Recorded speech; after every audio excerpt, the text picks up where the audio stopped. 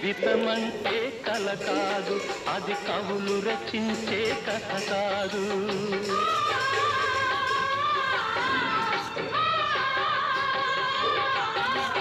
జీవితమంటే కల కాదు, అది కవులు రచించే కథ కాదు. కనుమరుగైనది తిరి కాదు, అది మనదని తలచుట సరికాదు. కుడి ఎడమైతే పొరపాటు లేదను నానుడి సత్యం కాదు, ఇది అందరికి అర్థం కాదు. ఓ